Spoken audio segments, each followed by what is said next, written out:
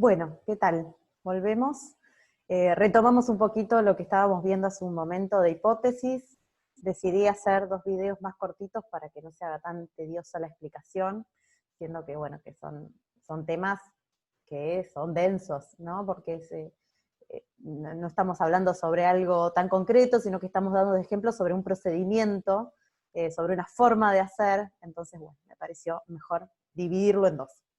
Bien, continuamos. La clase de hoy principalmente trata sobre operacionalización de hipótesis. ¿Sí? Un poco lo que hablábamos hace un momento, que es esta necesidad de concretar, ¿sí? de comprobar empíricamente si las hipótesis que hemos planteado son verificadas o serán refutadas, ¿no? Entonces, bueno, la forma de hacerlo es, obviamente, observándolo empíricamente, ¿no? Contrastándolo. Para eso, bueno, es importante tener en cuenta que dentro de las hipótesis vamos a encontrar, ¿sí?, ciertas definiciones. Vamos a trabajar, por un lado, con conceptos que tienen cierto nivel de abstracción, decíamos en el video anterior, que informan sobre alcances de ese concepto, según el marco teórico que estemos manejando. Yo no me acuerdo si en este texto, pero bueno, se plantea, por ejemplo, el concepto de anomia para la sociología implica, bueno, la falta de normas, pero que tiene que ver con una cuestión social y estructural, distinto si lo tomamos del lado de la psicología, que es el impacto en el individuo, ¿sí? Entonces, a lo mejor utilizamos un mismo concepto, pero un poco lo que nos dicen los autores es importante, ¿sí?, adecuarlo a un marco teórico, y el autor debe especificar en qué sentido está utilizando cada uno de los conceptos. De las definiciones entre la nominal, la conceptual, ahora nos vamos a centrar principalmente en la operacional, que es precisamente la definición que nos indica cuáles son los procedimientos para medir el concepto. Nos vamos a centrar en eso en este video. Mediante la operacionalización se definen las consecuencias observacionales de la hipótesis, que permitirán recoger las evidencias necesarias para su comprobación o refutación. En definitiva, se obtienen hipótesis empíricas, ¿sí? En el video anterior hablábamos que las hipótesis pueden ser teóricas, intermedias o empíricas o de trabajo. Precisamente lo que hacemos cuando las hipótesis son teóricas o intermedias, intentamos, ¿no?, mediante este proceso de operacionalización, generar ciertos indicadores para poder comprobarlas. O no comprobadas, ¿no? Dentro de las hipótesis vamos a trabajar con variables, ¿sí? Dentro de las hipótesis vamos a encontrar conceptos que son constantes, que no cambian a partir o en el transcurso de la investigación, y aquellos conceptos variables, que son precisamente aquellos conceptos que tienen la posibilidad de ser medidos. Por ejemplo, las variables se utilizan para designar aspectos discernibles de un objeto de estudio, analizar la distribución, por ejemplo, en una población, formular relaciones descriptivas, explicativas, predictivas sobre la misma. Por ahí alguna palabra la adivino porque me tapa el recuadro de mi cara, a ustedes no les va a pasar, pero a mí me pasa que me tapa parte de la filmina. Pero bueno, obviamente, más o menos como la hice yo, sé de qué se trata. Estudios sobre egresados universitarios. Ahí tenemos un concepto, ¿sí?, que está inserto en una hipótesis, el concepto que una vez definido permanece constante, ¿no? Vamos a hablar de egresados universitarios y el investigador hará una definición de su unidad de análisis. Ahora bien, entre los egresados existe una multiplicidad de características y propiedades. Esas son las variables. Entonces, a ese concepto yo puedo trabajar con distintas variables. En este caso voy a trabajar con la variable género, con la variable profesión, religión, ¿sí? ¿Por qué son variables? Y bueno, porque adoptan distintas características, se pueden medir, el género se puede medir en un montón de categorías, lo mismo la profesión, lo mismo la religión. Entonces, la categorización de variables, las variables son conceptos que asumen diferentes valores, y esos valores se denominan categorías. Son las distintas alternativas que a los efectos de una investigación presenta la variable. En este video me voy a centrar principalmente en las categorías. ¿Por qué? Porque precisamente los indicadores, las dimensiones, está muy explicado en la clase escrita. Entonces un poco la idea es complementar esa clase con esta explicación. Por ejemplo, si yo tengo esta hipótesis, que los estudiantes universitarios de ciencias sociales tienen mayor sensibilidad hacia las expresiones artísticas que los estudiantes de ciencias naturales, ¿sí? Esa es mi hipótesis. Dentro de esta hipótesis yo me voy a encontrar con conceptos, que son los estudiantes universitarios, qué es la sensibilidad y qué son las expresiones artísticas. Yo como investigadora voy a definir a qué me refiero con esos tres conceptos, y luego voy a buscar las variables. ¿Por qué? Porque yo necesito comprobar mi hipótesis. Las variables serán carrera universitaria estudiada, el grado de sensibilidad hacia las expresiones artísticas, y las categorías, ¿sí?, para poder medir esas variables serán, para el punto A, que son carreras universitarias, pueden ser carreras de ciencias sociales, naturales, otras. Y para el grado de sensibilidad puedo hacer una escala de nulo, bajo, medio, alto, muy alto.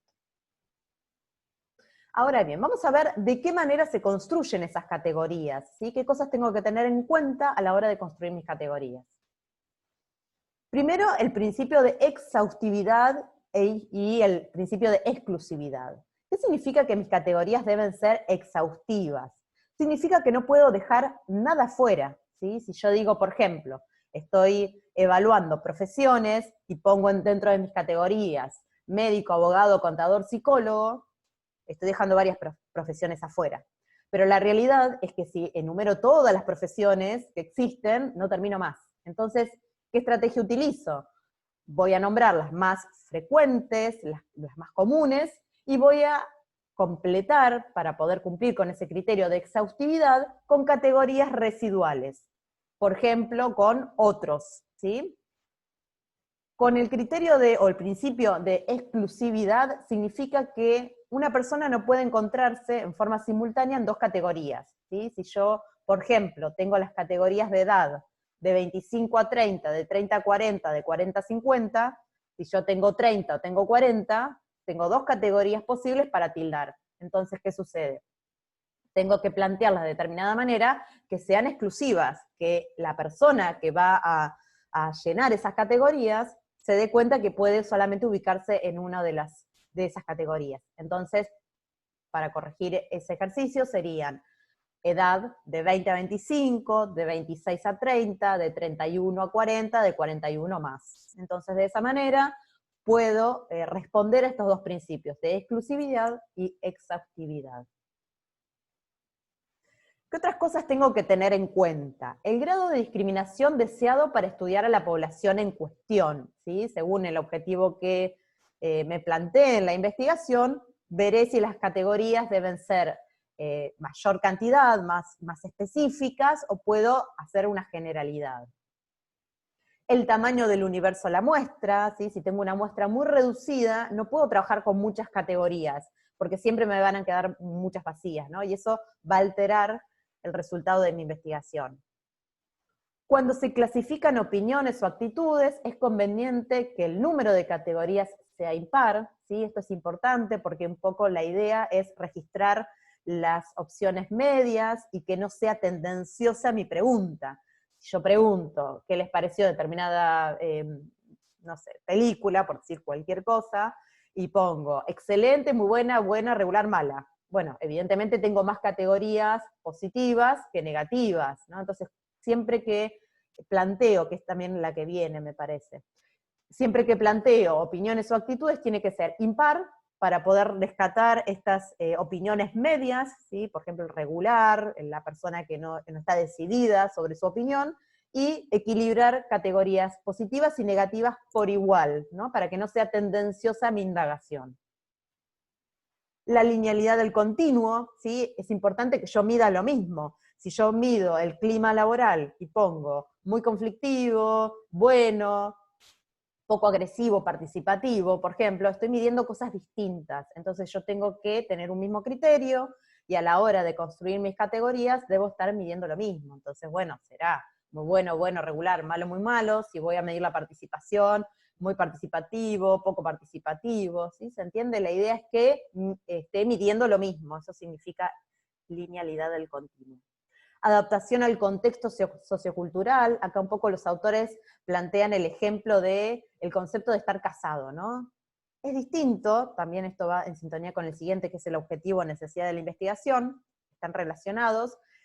Si yo quiero indagar el estado civil de una persona, entonces, bueno, tengo que en la pregunta ser clara y plantear, porque en determinados contextos, ¿sí?, socioculturales, a lo mejor estar en concubinato se le dice mi esposo y se plantea a la hora de llenar esas categorías que está casado, ¿sí? Entonces tengo que respetar ese contexto, qué significa para las personas que están realizando la encuesta, tengo que adecuarla a esa población, y por el otro lado tengo que ser coherente en función de mi objetivo. A lo mejor a mí no me interesa el estado civil, ¿sí?, o que dice en los papeles, sino que me interesa si esas parejas perduran en el tiempo. Entonces lo preguntaré de otra manera. Tengo que pensar estas dos cuestiones a la hora de preguntar. Algo más, cuando hablo o me refiero de la adaptación al contexto, también sobre todo cuando estoy trabajando depende la edad, ¿sí?, depende el sector, en términos culturales de cuáles, si hay modismos que tengo que tener en cuenta a la hora de preguntar, ¿no? Hay que hacer una observación de campo exhaustiva previa para poder construir categorías que se adecúen al objetivo de investigación, pero también a mi población. Bien, acá tenemos un ejemplo. El grado de instrucción de los padres es uno de los principales factores que influyen en la permanencia de los adolescentes en el sistema educativo, ¿sí? Entonces, la idea, o les dejo planteado el ejercicio, es pensar con esa hipótesis y hacer un ejercicio a ver si podemos dar cuenta de cuáles serían los conceptos en esta hipótesis, cuáles serían las variables, y de qué manera puedo construir categorías claras, categorías exhaustivas, excluyentes, para poder comprobar esta hipótesis si es verdadera o falsa. Les dejo esa inquietud. Bueno, esto sería todo en esta clase, ¿sí? Con estos dos videos estaríamos completando el estudio de la hipótesis. La clase que viene, ya el jueves que viene, nos vamos a empezar a meter con el tema de investigación, así que sería importante que aquellos que aún no se han definido, para el jueves que viene puedan tener la decisión tomada y ver qué tema de investigación anual van a llevar adelante, ¿sí? Así comenzamos a trabajar un poco en eso. Bueno, ahora sí, que tengan buena semana.